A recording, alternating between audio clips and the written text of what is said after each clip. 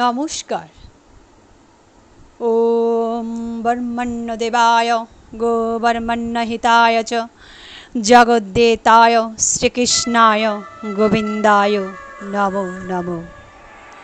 সত্যযুগে তুমি নারায়ণ, দাপরেতে কৃষ্ণ, ত্রেতা যুগে রাম তুমি, কলিযুগে গৌর। আজ তোমার শুভ জন্মাষ্টমী। শ্রীকৃষ্ণের জন্মদিন উপলক্ষে আমি কিছু বলতে চাই। বাঙালির তো 12 মাসে 13 পার্বণ, এই কথাটি সবার অজানা নয়। 13 পার্বণের মধ্যে জন্মাষ্টমী হলো একটি বিখ্যাত এবং আমাদের সবার প্রিয় উৎসব। জন্মাষ্টমী শ্রীকৃষ্ণের, গোকুলের, সারা পৃথিবীর সবার প্রিয় দিন। নানা অনুষ্ঠানের মাধ্যমে এই দিনটি সাড়ম্বরে পালিত হয়। তাই আমরা সবার ঘরে ঘরে শ্রীকৃষ্ণকে পূজা করে থাকি। মন্দিরে মন্দিরে তার পূজা অর্চনা, হরিনাম সংকীর্তনের মাধ্যমে এই দিনটি পালিত হয়। নারুগোপালকে সুন্দর করে সাজিয়ে ঠাকুর ঘরকে বিভিন্ন রঙে ফুলে আলোকিত করা হয়। তার প্রিয় খাবার তৈরি করার চেষ্টা করি। তার মধ্যে তালের বড়া, মোহনভোগ, মাখন, ননি, মালপোয়া, রাবড়ি, আরও কত কী। ভগবান কৃষ্ণকে বিষ্ণুর অষ্টম অবতার বলা হয়। যুগে যুগে তিনি দুষ্টের দমন, শিষ্টের পালন করার জন্য অবতীর্ণ হয়ে থাকেন।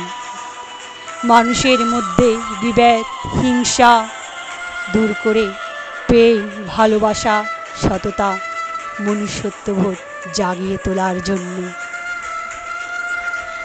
আসলে নারায়ণ অর্থাৎ আমাদের সবার প্রিয় শ্রীকৃষ্ণ।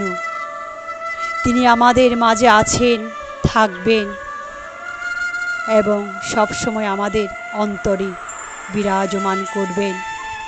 আমাদের প্রতিটি চলার পথকে তিনি সুগম করে আমাদেরকে আরও থেকে আরোভাবে সুন্দরের পথে এগিয়ে নেবার চেষ্টা করবেন।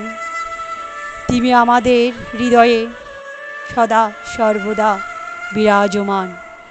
তাই আমরা প্রতিটি মানুষ, প্রতিটি প্রাণী, প্রতিটি স্পন্দনে যেন বলতে পারি, হরে কৃষ্ণ, হরে কৃষ্ণ, হরে কৃষ্ণ।